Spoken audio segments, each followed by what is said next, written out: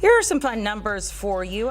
Per usual, all 32 teams are out in Indy for the Combine. It is the 40th consecutive year that it has been in Indy. A big deal as we are now just 57 days away from the draft. As always, there are fewer spots than prospect. Last year, 257 players drafted. This year, more than 300 invites have been sent to athletes. Our crew's talking with them out in Indy. We are here at the Combine, and we had some questions coming into this week, and we got some of those questions answered, Mr. Brian McFadden. We talked to the edge rushers and defensive linemen today, and at the top of the to-do list, and you asked this question to Arvell Reese, athlete from Ohio State, where he wanted to play. He said he said outside linebacker or edge rush. And I'll ask you, Rand, and I'll give BMAC's thoughts on this. Is that where he's best suited in the NFL, not only to play, but in terms of how high he could potentially get drafted? Let me clarify, because I want to make sure we have his words correctly. He said, I want to be an outside linebacker or edge in a 3-4. Thank you. So I just want to clarify, he said in a 3-4. So from that, take what you want. Me personally, and I've said this before, and I'm standing firm on what I said, I think he's best suited to play off ball with the ability to move around and rush some on the edge. I don't know that full-time edge is his role right now. I think you find he'll be in a defense that can take advantage of his versatility, create some looks where he's walking in the A-gap, he's walking over guards to create those looks. BMAC and I were just talking off camera about, some techniques for these interior pass rushers. I think you can do the same thing with a linebacker that you can move around. And so that's what I think is the best fit for him. I have him as my number one off-ball linebacker. Again, I still lean on what I said because there were some Michael Parsons, Abdul Carter comparisons. I said he was a better off-ball linebacker than Michael Parsons and Abdul Carter coming out. But I think if you're talking about edge of the three, he would rank third behind Michael Parsons and Abdul Carter if you were ranking those three. High praise because of the potential and the athleticism. So we've seen those flashes surface with him throughout his time there in Columbus. I prefer, me personally, an outside linebacker, basically edge rusher.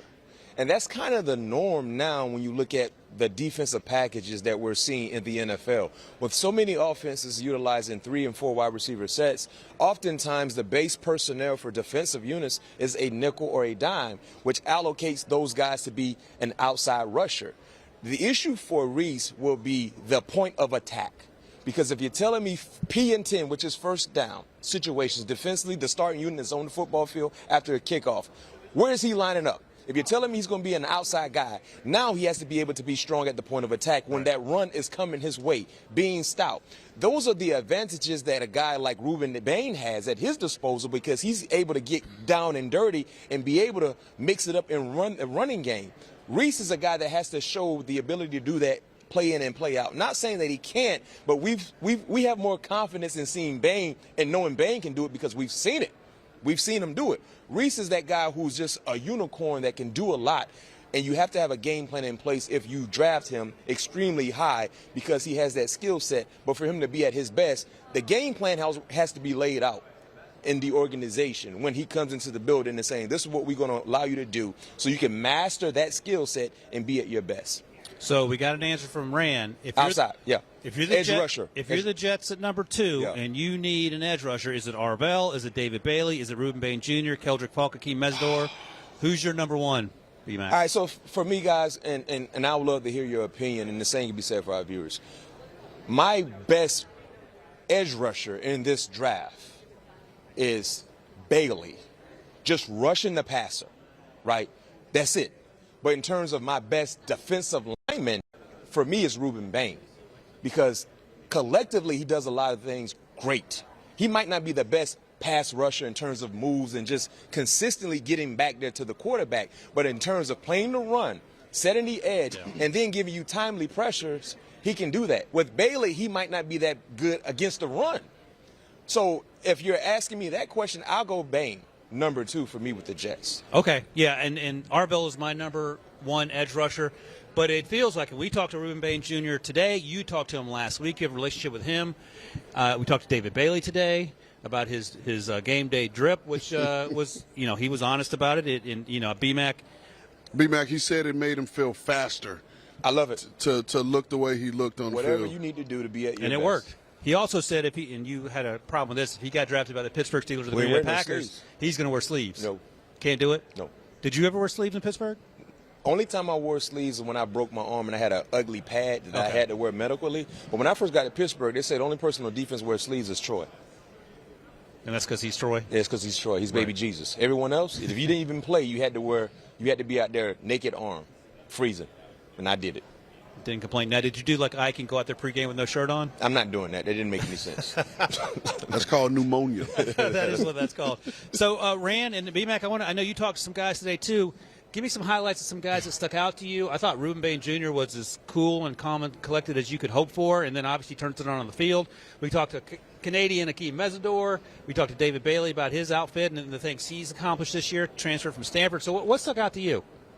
Love the conversation with Akeem Mesidor. I just loved, excuse me, his energy. And I was really impressed by his overall knowledge, especially a kid that grew up in Canada.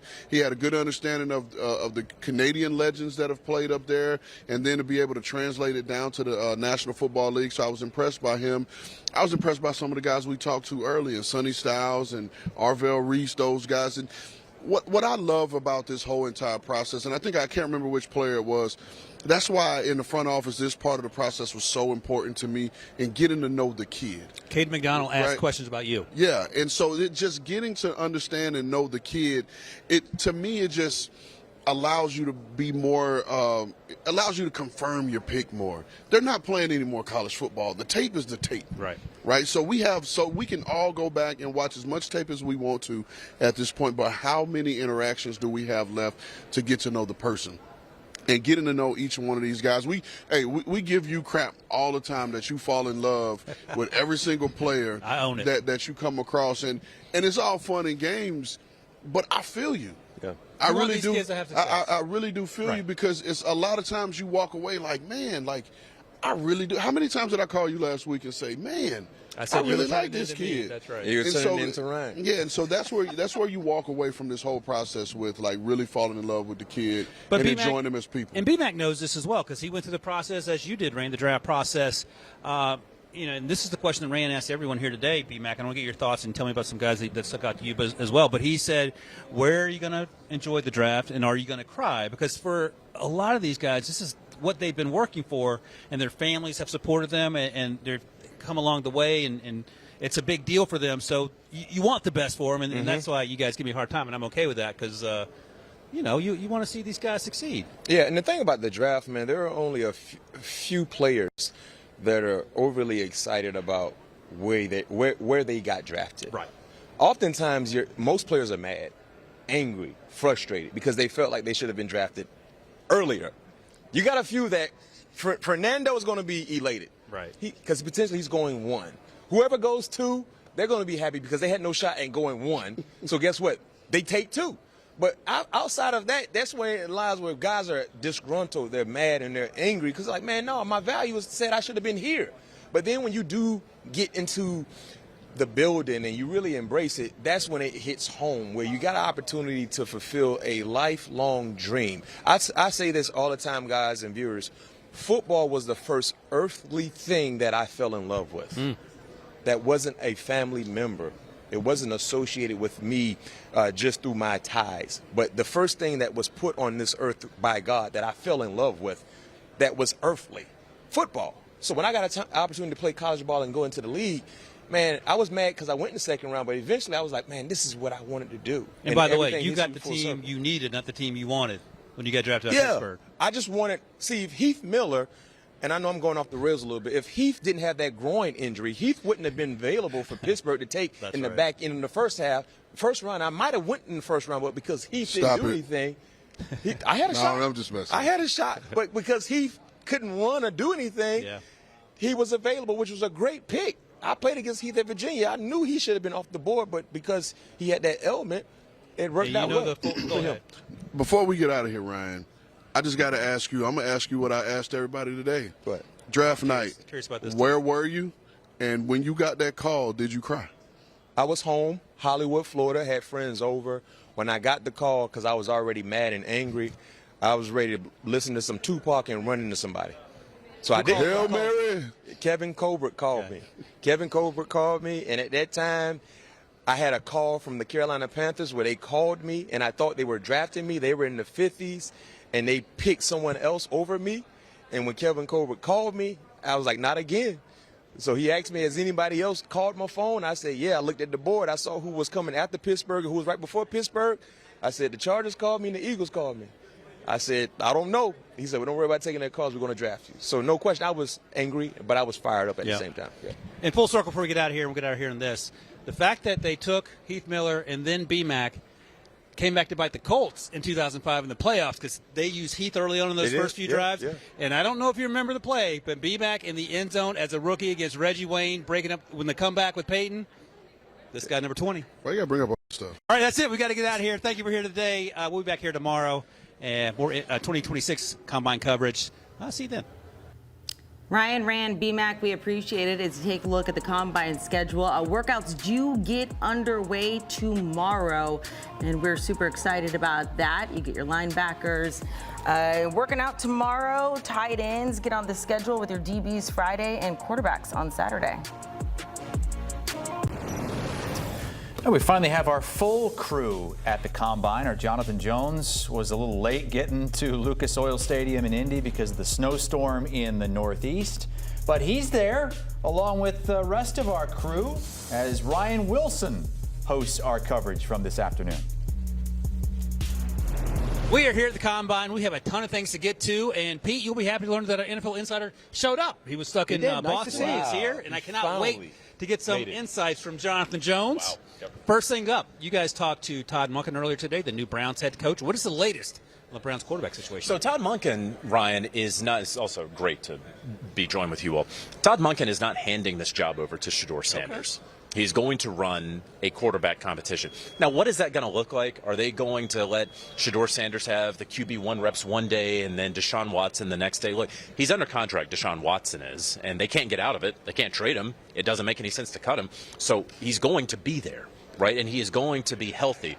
And so Todd Monken, I think, look, he's an old, grizzled veteran coach. So he's not just handing it over to a guy who was a rookie last year who, frankly, didn't play all that well, right? He had moments, but he didn't play all that well. Ultimately, what I would tell you all is that Shedeur Sanders is the heavy favorite to be the Week 1 starting quarterback with the Cleveland Browns. But Todd Monken is not going to say that in February. I thought it was interesting that he brought up Deshaun Watson, not us. Yep. And that tells you that I think he's got an eye on maybe Deshaun Watson being. What did he say when he brought him up? Well, that he's going to be involved in the competition, and so the fact that he brought that up tells me that he thinks he's going to be maybe the guy who could end up starting in Week 1. Yeah, I also brought up Dylan Gabriel as well. Yeah, but I think Watson's going to end up starting. I agree with Pete. Oh, okay. I think if this is a competition, right, Deshaun Watson has the most experience out of all the quarterbacks when you look at Dylan Gabriel, Shedeur Sanders. Shedeur Sanders played the best out of the Cleveland Browns quarterbacks that are currently on the roster. But in terms of what you said, he mentioned Deshaun Watson's name, and we can't forget or overlook the financial terms that is tied to Deshaun Watson this season as well. And if he is healthy, I think that's the first, that's the major important factor. Assuming health. If he is healthy, I think it seems like, because the thing about quarterback competitions or competitions in general, regardless of the position, someone has to run with the ones. Someone has to run with the twos, and then so on and so forth, right? Who runs with the ones? How do you distinguish who gets the first opportunity to go out with the runs? And usually it's the senior of the group. That's how it usually happens with some organizations. Well, he's also the better quarterback. I mean, if you really want to evaluate it. Is he, though? He hasn't played particularly well when he's healthy. I mean, but in his career, he's been a better quarterback than Shedeur Sanders. The question becomes, do you want to go with a young guy and then try and find out what he is, and then no matter what happens, you go find one next year? But that's a huge question, Pete, and that's something that can't be overlooked, is that there is a future with Shedeur Sanders. Is there? No. I'm not saying it is a successful future. Right. What I'm saying is that you don't know the future with Shedeur Sanders just yet. We have seen Deshaun Watson, and we've seen him for a while, and the Deshaun Watson that we have gotten since he's been with the Cleveland Browns, that you're not going to see him play in a certain way that says, oh, we have to give him a contract extension at the end of this. No. But you also, on a team, if the guy gives you the best opportunity to win, the players will know who that is, and they'll want that guy to play. If it's Shedeur Sanders, then he plays. If it's Deshaun Watson, he plays. And remember, this is Todd Monken's first head coaching job in the National Football League. He's not going to want to play a guy just for the future. He's going to want to play a guy who gives him a chance to win right away. Okay, well, let's keep it in the AFC North. And B-Mac, give me the one-sentence summary of what Omar Khan said to you about Aaron Rodgers, and I want to get JJ's response and what he knows. It sounds like Aaron Rodgers will return for 2026 with the Pittsburgh Steelers. Omar was optimistic in that decision, and he also was optimistic in that decision happening sooner than later compared to the wait-along game that we all embarked on last year with Aaron Rodgers. And I'm okay with that. You know, speaking with some of the other media members that are here in Indy, they sound like that is the odds-on favorite coming from the South Side there in Pittsburgh. It sounds like Aaron Rodgers will return for the Pittsburgh Steelers. It does seem that way. Yeah. And what we know about Omar Khan and Mike Tomlin from last year was they knew something about Aaron Rodgers even though it wasn't out there. Yep. They weren't waiting around until May on Aaron Rodgers. They knew and understood what was happening, right? And so in listening to B-Mac's fantastic interview with GM Omar Khan, it seemed to me like he knew something about Aaron Rodgers, or at least had a good inkling about what was going to happen. I think that it would be a surprise to me, and it would be a surprise to the Pittsburgh Steelers if Aaron Rodgers does not return. And Pete, isn't it interesting that Aaron Rodgers and Mike McCarthy didn't end on great terms there in Green Bay? And there's plenty of sayings about how time heals wounds and all those things. I think that what has transpired over the last few years, that Aaron Rodgers actually appreciates the coach that Mike McCarthy is. Sometimes when you go other places, you appreciate what you had in the past place, and I think that's what he's realizing. And look, the Steelers need him to play. Let's be real. I mean, you know, as much as B-Mac wants to prop up Will Howard, they need Aaron Rodgers to play. If he plays, he gives them a chance to be successful on offense. And I'm with you guys. I think he does play, and I think Mike McCarthy probably knew when he took that job that he was probably going to play. So. B-Mac, as a resident Steeler, next year, you want Aaron Rodgers or Will Howard? Aaron Rodgers. Okay. Yep. All right. All right, let's keep the quarterback conversation going here. Let's go down to the AFC East. New head coach, new GM in Miami. What is Tua Tagovailoa's future there? There's not a future there with the Miami Dolphins. You know, the Dolphins don't have any good options, okay? He's not going to remain with the Dolphins, and so you're either going to release him or you're going to trade him. If you release him, you're going to withstand a $99 million dead cap hit.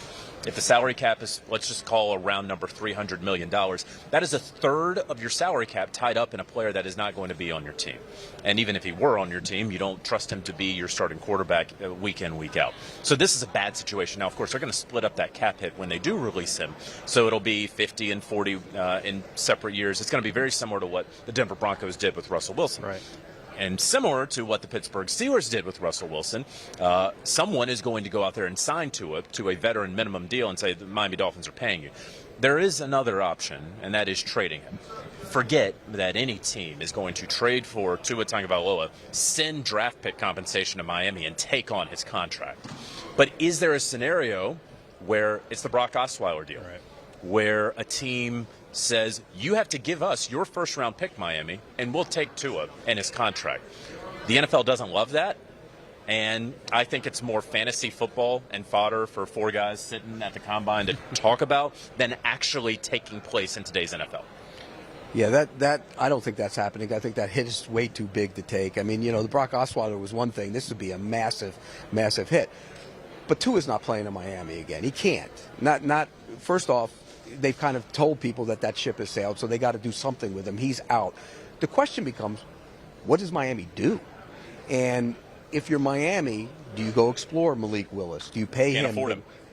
They can't afford him. And I think they've kind of said that here this week. They can't afford him if the price gets out of whack. So what do you do if you're Miami? Do the smart thing. Play with Quinn Ewers, yes, that's right, dump the season, and go into next year and get a quarterback. Look, the locker room rallied behind Quinn Ewers, and it was one of those situations, you can make of this what you will. The first team wasn't crazy, or the scout. When he was running scout team, it was a problem. Like he was flashing, and the issue was health with him coming out of Texas. So it doesn't have to be a crash and burn situation. No, he could actually win some football games. Okay, maybe he is your long-term answer, but you should play with him this year and right. then move I agree on. with that. What do you think? I agree with Pete, because if you're the Miami Dolphins, regardless if you somehow pay Malik Willis, hypothetically speaking, even though the money doesn't say you can do that, you're pretty much winning. I think you're the same team. You win probably the same amount of games with Malik Willis or Quinn Ewers. So with that being said, save the money, see what you have in Quinn Ewers, and use some of the draft capital and the money that you have to allocate other areas on your team. And also, too, if you look at, I'm glad you guys, JJ, I'm glad you brought up the Denver Broncos and that rut that they were in years ago with Russell Wilson financially, the financial agreement. They got out of that, and now look who they are. They found their quarterback of the future. They're a playoff caliber team, and I do believe they have a very, very bright future. But they had to endure that financial hell that was tied to a player who was no longer currently a part of their team. That has to be the same footsteps for the Miami Dolphins to follow to try to right this ship. JJ, you rolled your eyes when we said play with Quinn Ewers. You know? Yeah, that's classic Pete Prisco just giving up on a season before it ever starts. That's just and you love doing that, Pete, and you're just wrong because nobody does that. Nobody just gives up in February. It's ridiculous. Well, you got to plan for the future. If you don't plan for the future, you're going to be the same disastrous team you've been before.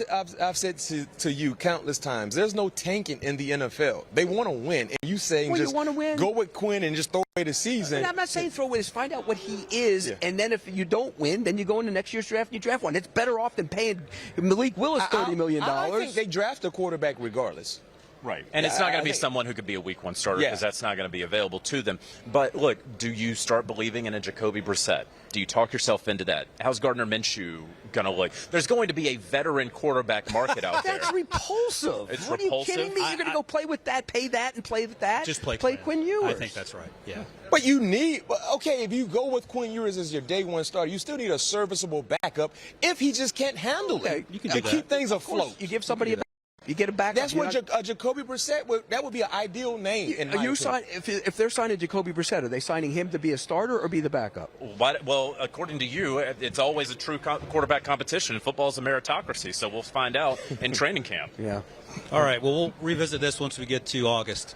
And by the way, the only person that I see get BMAC fired up is Pete Prisco. So I appreciate that we're having them together. He does it on purpose. He does do it. There's no doubt about take that. The bait. Every time. You can't not take the bait. You mentioned Malik Willis. What is the market for Malik Willis? Because I'm quite certain that Pete Prisco has some thoughts on this as well. Yeah, look, if he wants to go to the person who's going to give him the highest offer, if that's all that he cares about, the number is going to start with a 3 in terms of average annual value. Okay. I don't think there's really any question about that. If he wants to go somewhere where he knows the system, if he wants to go somewhere where, we can be a championship caliber team once you insert me, maybe it's going to be a little less, right? I think a few weeks ago, maybe it was going to be in the 20s. And the more you realize no one else is getting Fernando Mendoza other than the Las Vegas Raiders, and no one else, and Andy Dalton doesn't really whet your appetite, you're going to have to pay for him. Pete, are you okay with that? Paying a number that starts with a 3 for Malik Willis? I hope the kid gets every dollar he could get, but I wouldn't pay him. I think 30 is the market. Where's he getting 30? Arizona? It depends what happens with Kyler Murray in that contract. Okay, but where can he get 30? Where are the options for him to get 30? That's Maybe the salary cap's $300 million, and he's a viable, capable quarterback. Okay, but so you just said Miami's not going to go to that number. Arizona's New possible. York? What about New York? The Jets? The Jets, yeah. I don't think so. Okay, flush with cash and a bunch of draft picks. I don't think that's going to happen. So where is he going to get $30 million? That's what I'd like to know. All right. Well, you know what? We're going to send JJ out to talk to his sources, and he'll find out for us. And we'll come back tomorrow and talk more about this from the Combine. What do you got for me, JJ? Nobody laughs at himself quite like Pete Prisco. You know what? Be your own best friend. As he says, there is an I in Prisco. There's no I in team, there's no I in Pete, there's an I in Prisco. I'm a little jealous they're out there. I bet they're having some fun. You know they can bring back St. Elmo's, the sauce? Yeah, the cocktail sauce? Yeah, maybe we'll ask for that. Bring some back, Peter. Here's the upcoming dates with the franchise tag window closing next Tuesday and then free agency opening the following Tuesday.